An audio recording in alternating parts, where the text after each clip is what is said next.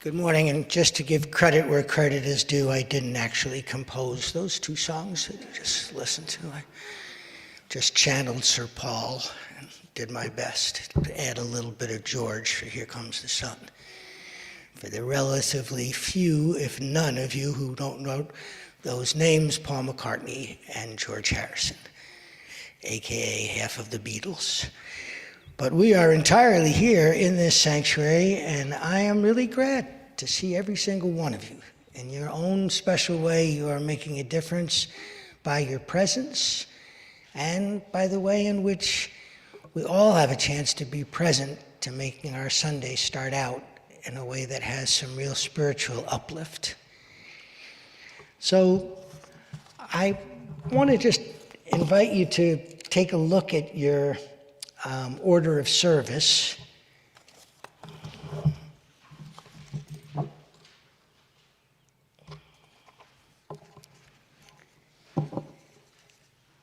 And the reason I'm asking you to look at it so early is that something pretty special is happening shortly after our regular Sunday service, and that's the second half of our annual Anti-Racism Festival. I don't know about you, but right now, in this political climate, it feels more important than ever to try to cultivate empathy and compassion and a way of really recognizing for all our differences, we are in the same tribe. And the less we do things that divide and the more we do things that join, the healthier it will be for us and for all that who come after us. At this point, I probably should mention that I am not the fifth Beatle. I'm Rob Peck. And we're really glad for those of you who are joining us here online. Matt, are there some people who we could identify who are online? Yes. This morning we have Dan Tynan, Ellen Blanchett, Essie Chambers, Gary and Christy, Joan Pillsbury, Maggie Sadaway, and Trudy Ralph joining us this morning on Zoom. Wow, that's a full boat on Zoom. Thank you all for being with us. And from wherever you are, that you are still with us, I really want to emphasize that no matter what you believe, who you love, your background and circumstances, we mean it when we say this is a welcoming congregation. We want this to not only be a big sanctuary, but a big tent. We have the joy of coming together, and it's also a joy to reach out and greet whoever is near you or even across from you, and just take a moment to connect and say welcome to the people around you.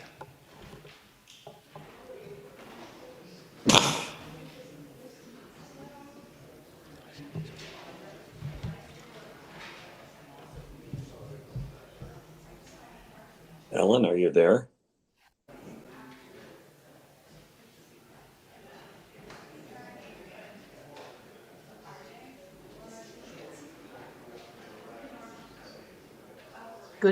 Good to see you, Molly and Elsie.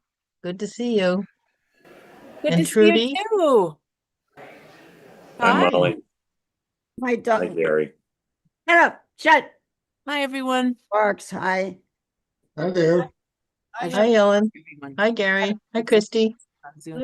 Hi, Dan. Thinking of Hello. Molly today when we're having the Anti-Racism Film Festival. I'm so glad that you guys are continuing the effort. We didn't know. We didn't know it was happening today. We just happened to be joining. Stop. Stop barking. My dog was gonna make this. Okay, The we'll have to things go you dark learn now when to you get reach back in. around and reach out and greet people. Now I know I'm not the only peck in the place.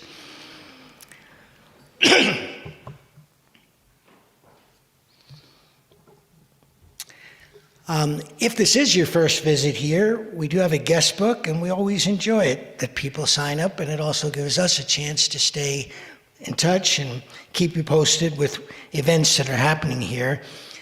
We have a lot of exciting events happening here, so we'd be delighted to have you learn about them and help us spread the word. And now I invite you to do something that you're already doing, I hope, breathing. But instead of doing it as a reflexive, unconscious thing, let's try to do it very deliberately, very intentionally. And I'm going to give you some suggestions. In some ways, these are like the lyrics, and your lungs are going to supply the melody. Breathing in deeply, I ease my mind. Breathing out slowly, I smile. Breathing in calm, caring, and collected. Breathing out centered and interconnected. Breathing in deeply, I open and unwind. Breathing out slowly, I relax and release. Breathing in grounded and grateful. Breathing out gliding and graceful. Breathing in deeply, I am here now, fully present. Breathing out slowly, I am clear and I am at peace. And now, in however meditative place you'd like to stay, I invite Jim to share this morning's prelude.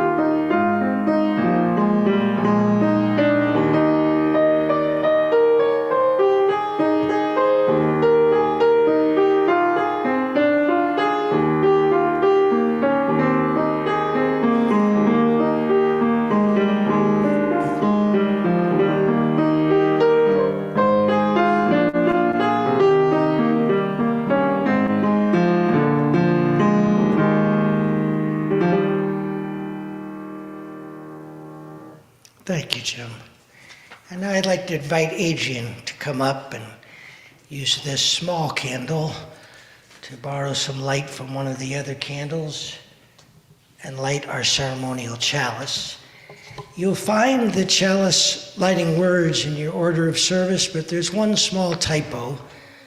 After light of compassion and common purpose, it should read twin beacons of humanity and humility. But as my father would often say, if that's our biggest problem we have all morning, son, this is going to be a great day. Fire of the spirit and the soul, sacred flame of kindful community, kindle the connection that makes us whole. In your hallowed glow of unity and clarity, light of compassion and common purpose, twin beacons of humanity and humility. Bind our different strands of faith in one long braid. Warm our hearts in a fellowship that sometimes flickers but does not fade. And on that optimistic note, if you'll turn to your gray hymnal and turn to hymn number 347, Gather the Spirit.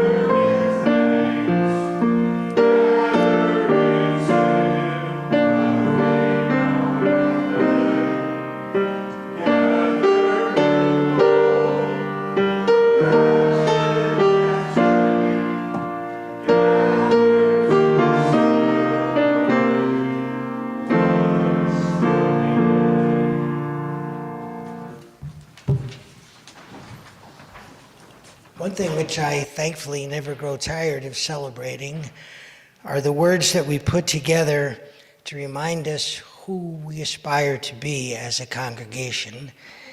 You'll find this congregational covenant also in your order of worship.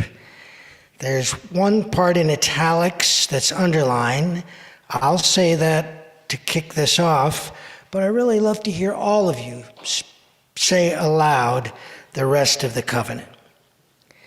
In this house, we covenant with one another to create a community built on a foundation of love, to work together to promote equality, justice, and peace, accepting responsibility for our individual acts, to stand on the side of love, embracing the liberation of the oppressed and working to end discrimination and unjust privilege, to communicate with kindness and support, to serve with compassion and commitment, to listen respectfully and value our diversity as a source of our collective strength, to learn and grow together,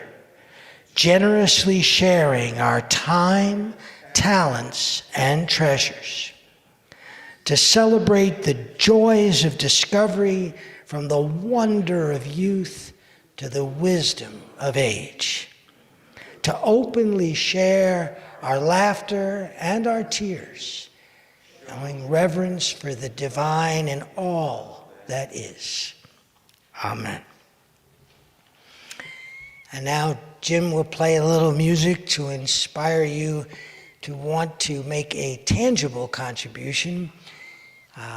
If you look around, you can see this is a building that needs a lot of love, and every dollar that you're able to contribute is love towards maintaining it. If you can't contribute, you are already contributing just by being here, but if you can be generous, that would be much appreciated.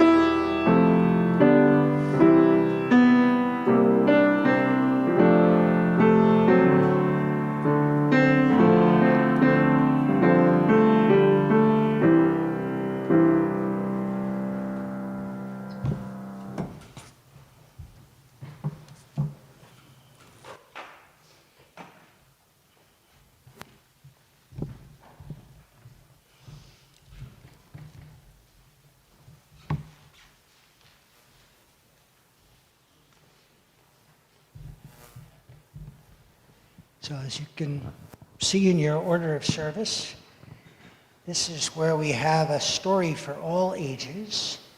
And the only ages we don't have currently are the kind of kids who would really sit up and be all excited to hear a story.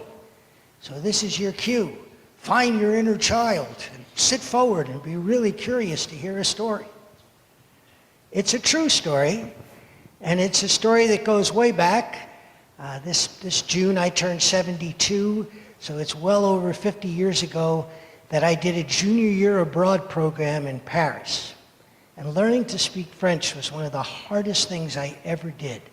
And when I returned to the States, I didn't want to lose all my vocabulary. But I didn't practice with a professor. I practiced with a pooch, a dog that I got from a rescue shelter who had such a sunny, bright spirit that I named her Rayon, which is French for a ray of sunshine. And Rayon was really ready to learn. And I was really excited to teach her all sorts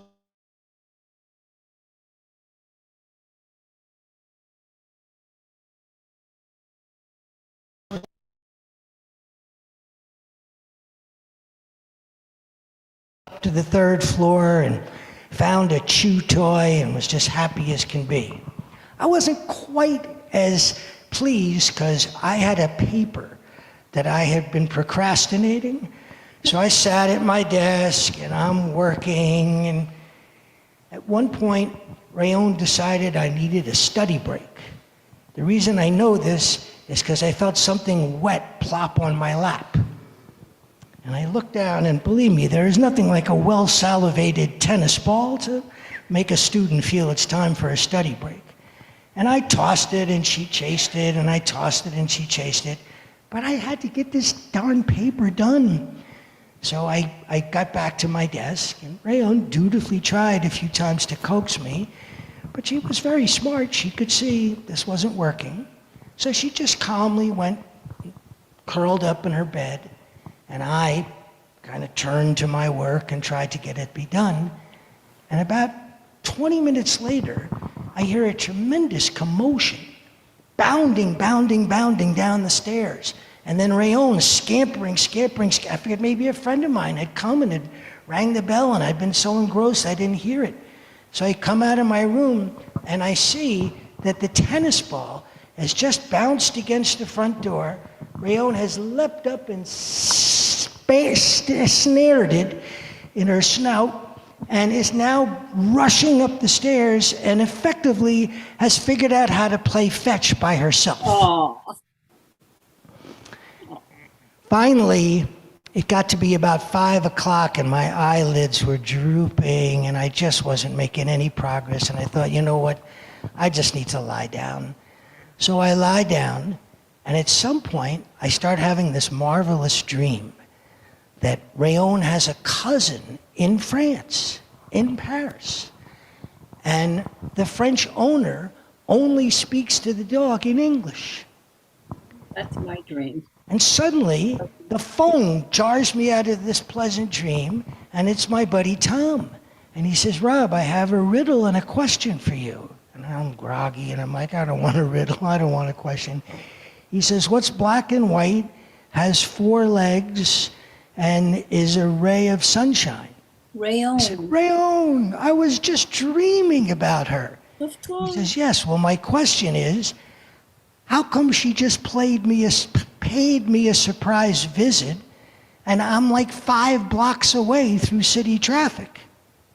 I'm like, oh my God, she okay? She says, yeah, she's happy as can be. I'm feeding her. I said, well, can you bring her back? He says, yeah, I have a long line and a little idea, which I later learned was to give Rayon a lot of rain and let her follow her nose. And Tom, like a detective, just sort of trailed her. And Rayon immediately started heading right back to my place, like a homing pooch. And they had 3 really crowded streets to cross. And as they got to the first one, Tom was poised to have to yank back in case Rayon darted into traffic. But Rayon just walked up to the curb, didn't care whether the light was red or green, just waited for a human to come and stand next to her. And then she just tailed the human. And if the human went a few steps and then decided it wasn't safe and came back, Rayon did that. So by the 3rd of these intersections, Tom decided he would be the human seeing dog. There was something in there about a seeing eye dog and a human dog guide. And he came back and he told me that even when he stopped in the middle of the road and like rushed back as if a car was running a red light, Rayon would just stay by his side like a shadow. And that was the last time Rayon ever was on a leash. From that moment on, she was free to roam. And she did. She would go to study hall. She would go to lecture hall. She would go to the dining hall. I think she liked that more than the other halls. But she was so smart. If there was a college for canines, I guarantee you, she would have graduated Phi Beta, I can't even remember, Wagga or something. Anyhow, through it all, she lived up to her name, and she was truly a ray of sunshine.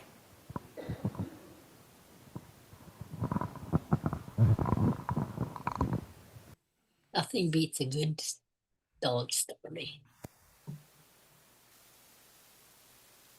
So if you please turn to your gray hymnal, number 107, a new hymn, but one that leads so smoothly into today's sermon that we thought we would give it a try. Hymn number 107, Now Sing We of the Brave of Old. They're on.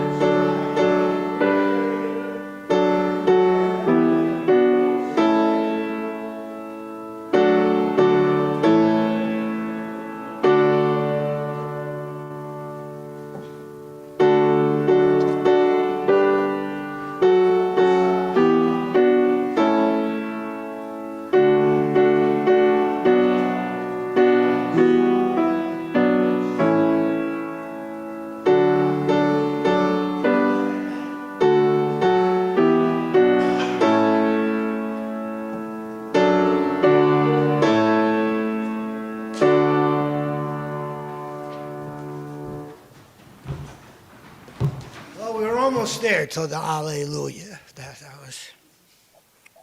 We'll never go down as an Alleluia choir today, I don't think. But still, we gave it a good shot, and I'm very pleased to welcome Rabbi Jim Levinson to share today's sermon. It was a wonderful story, wasn't it? Last week was Mother's Day. Next month is Father's Day. For many of us, our parents have been wonderful sources of inspiration. But these holidays perhaps might also provide us with opportunities to reflect on others who have provided us with inspiration and with hope. Some years ago, my son-in-law presented me with a lovely offer.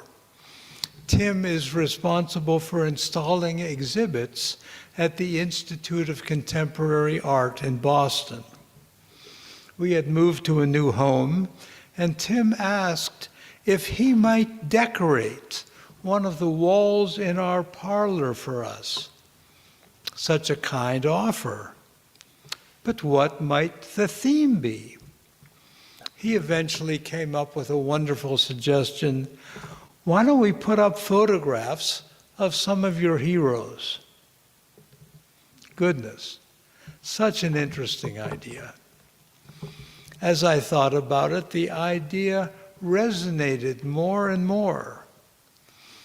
During difficult times in our lives, during challenging times in the world, and these times certainly are challenging, it can surely help to look for inspiration, indeed for hope, from particular individuals we have known and from particular figures in history who have faced such challenges, who have had to cope at times with seemingly insurmountable obstacles, but who didn't give up, who didn't surrender, and who, as a result, can perhaps help us deal with the challenges that we face.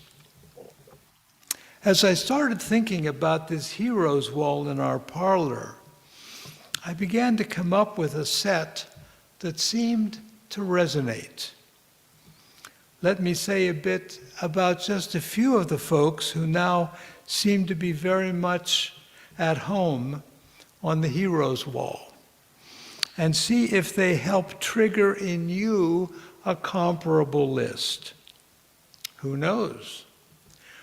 Whether we hang up their photos or not, maybe reflecting on persons who have inspired us can help us move in beneficial directions in our lives.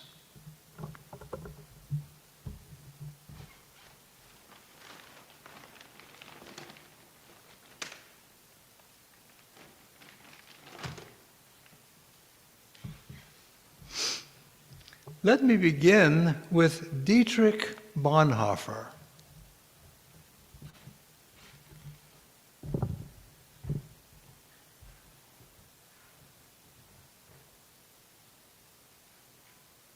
Sorry, the pictures are small.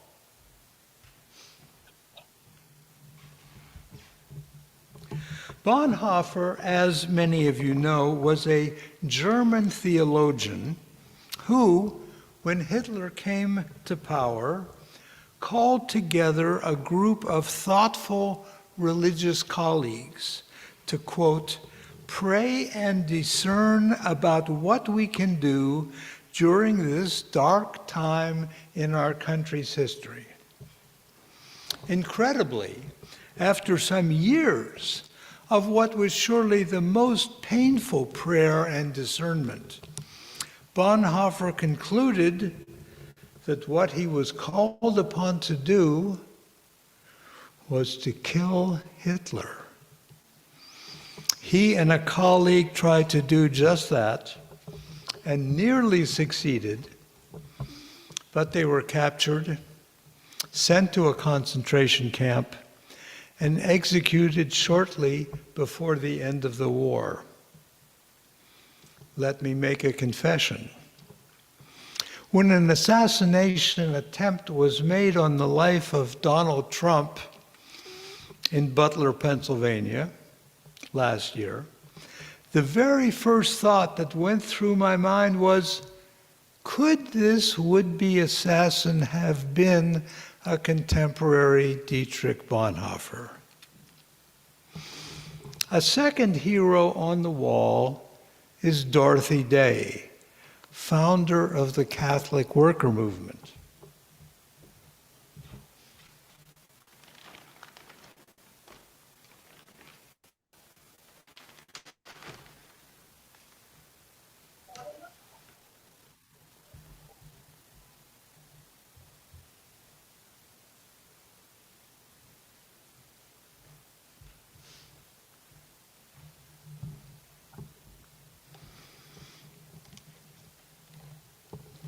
I learned about her and became an ardent admirer when my family became part of interfaith Catholic worker communities. One in Boston, operating a soup kitchen and shelter. The second in north central Massachusetts, growing food for homeless persons in the state and performing acts of civil disobedience against nuclear weapons and South African apartheid. Often, after doing some remarkable deed during a time of turbulence, an admirer would say to her, "Oh, Dorothy Day, someday you're going to become a saint." And her response was always the same: "Don't think you can dismiss me that easily." But when the late Pope Francis, whose photo is also on the Heroes Wall, when Pope Francis spoke to a joint session of the U.S. Congress, he spoke about 4 Americans he most admired: Abraham Lincoln, Martin Luther King, the monk Thomas Merton, and Dorothy Day. And she is now being considered for sainthood by the Vatican. Another hero on the wall is Rabbi Leo Beck.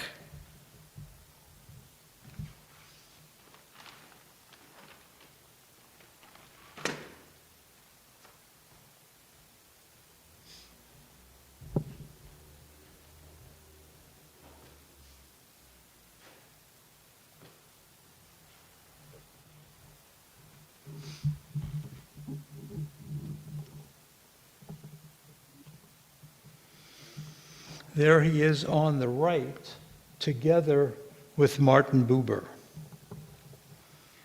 Beck was the courageous rabbi, the chief rabbi in Berlin during the Nazi period, who was arrested by the Nazis and sent to the Theresienstadt concentration camp. Upon liberation of the camp in 1945, Beck refused to leave until he was absolutely sure that all of the others had safely departed. Shortly thereafter, he was accosted by a Jewish woman who angrily asked, "Now can we stop being the chosen people?" Beck, fervently believing that the Jews were chosen for tikkun olam, for healing the world, replied, "Now more than ever." Paul Robeson.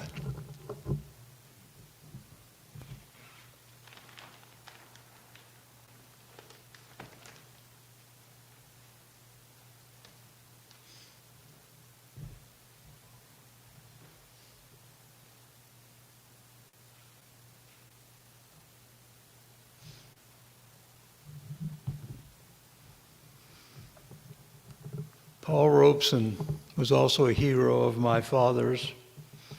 He would have loved the anti-racism festival. Robeson was an ardent champion of mistreated minorities in America in the 1930s and 40s. And interestingly, he came to believe that the Soviet Union treated its minorities better than we did. He sometimes traveled there and made several lifelong friends, most of them, as it turned out, Jewish. Those trips to the Soviet Union, needless to say, did not endear him to the US government. Then, in 1947, and unbeknownst to Robeson, there was a wave of severe anti-Semitism in the Soviet Union, and virtually all of Robeson's friends were killed or imprisoned. Robeson, returning on a concert tour, inquired about his friends. "Where is Sergei Eisenstein?" Where is Solomon Mikols? Where is Yitzchak Pfeffer? The Soviets, anxious not to upset Robeson, pulled Pfeffer out of prison and brought him to Robeson's hotel room. Pfeffer, certain that the room was being bugged, made small talk with Robeson while writing him notes, informing him of what was happening. At his concert that night in Moscow, Robeson announced that he would sing only one encore. He introduced the encore by talking about the great contributions of Russian Jewish writers and actors and his deep friendship with many of them. And then, to a hushed hall, Robeson sang the Yiddish song Zog nit keinmal, the resistance song of the Warsaw Ghetto, first translating the words into Russian. Here's the beginning of that song in Yiddish and in English. Please excuse the voice. Nog dit keinmal als du gehst dem letzten Weg, het himlet bleien verstehen bloeie Tag, kommen wett nacht unser ausgebankte Show, es wat a poikt on unser Trott mir sehnen do. Never say this is the final road for you. Though leaden skies may cover over skies of blue, as the hour that we longed for is so near, our step beats out the message, we are here.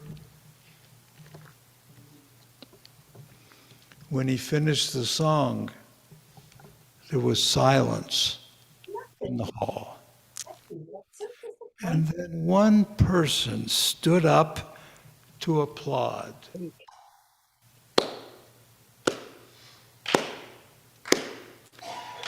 And then there were 10.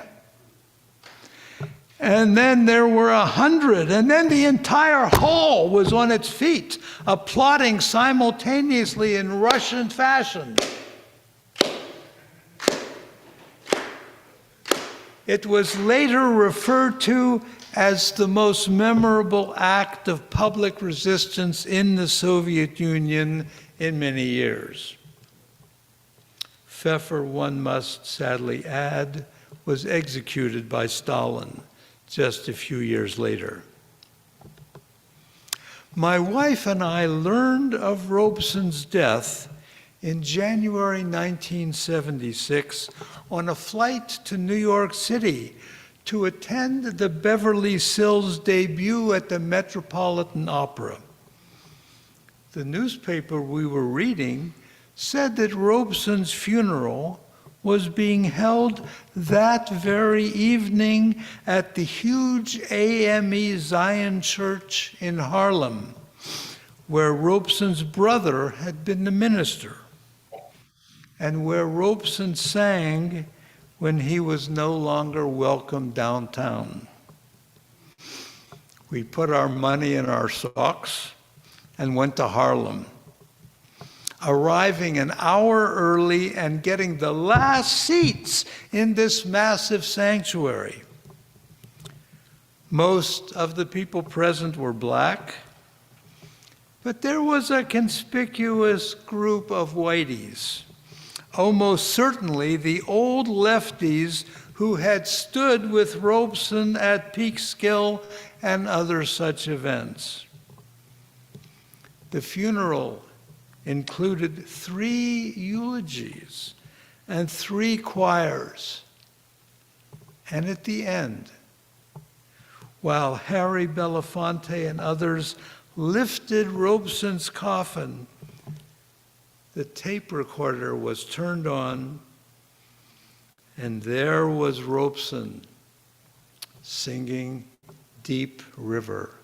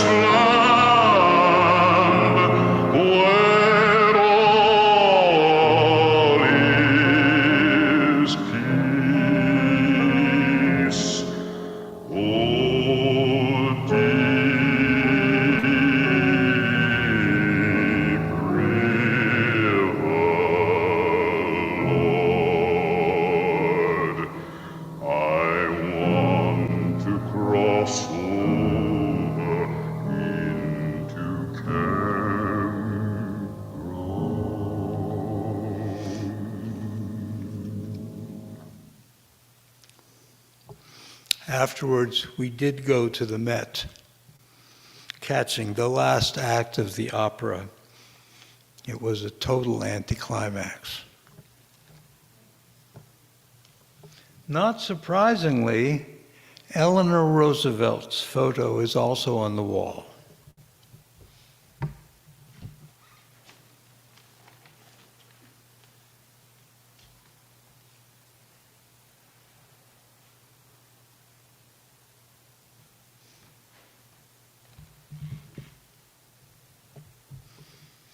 Here she is with Coretta Scott King.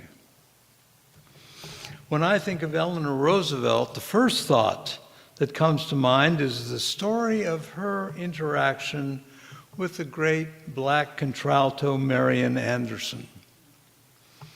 Anderson had been scheduled to give a concert at Constitution Hall in Washington. But the Daughters of the American Revolution, the DAR, which had control over the hall, refused to allow her to perform. Learning of this, Eleanor Roosevelt swung swiftly into action, resigning from the DAR, inviting Marian Anderson to perform at the White House, and then arranging a concert for her at the Lincoln Memorial, a concert attended by 75,000 persons. The experience of a lifetime for many of them. My parents, also great fans of the Roosevelts, named my sister Eleanor and gave me the first name of Franklin. What message might these heroes offer to us at this horror-filled time in our country? It is perhaps that when the chips are down, something can happen to people. And yes, to people like ourselves. Every one of these heroes we spoke about this morning emerged from a time of crisis. The same was true true with other heroes on the wall. Nelson Mandela is there, Desmond Tutu, and Trevor Huddleston emerged from the anti-apartheid struggle in South Africa. Abraham Lincoln reached the peak of his wisdom as well as his courage during the confrontation with slavery and then the Civil War. Close your eyes then for a moment and think about some of the figures in history, ordinary people whose abilities and capacities and leadership emerged during times of horror and dread. People who might be able to provide you with some hope during these terrible times. And while there, think about the qualities within ourselves which perhaps are taking wing in response.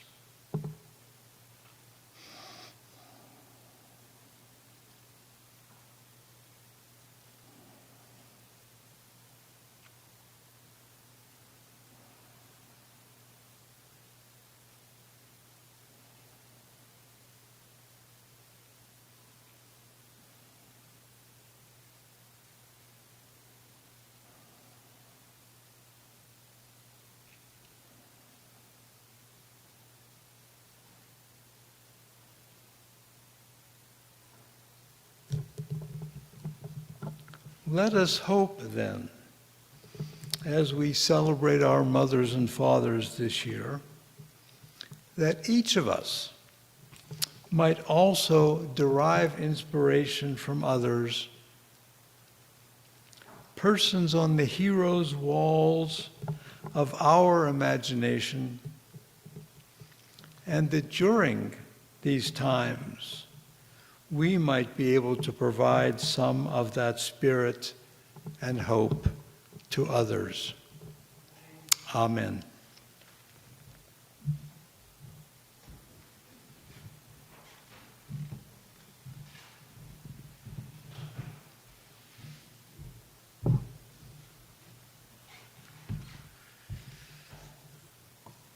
Not one single photo of Larry Bird. What are you thinking? Okay, so I think it's time to sing. And what we'd like to sing is hymn number 121, We'll Build a Land.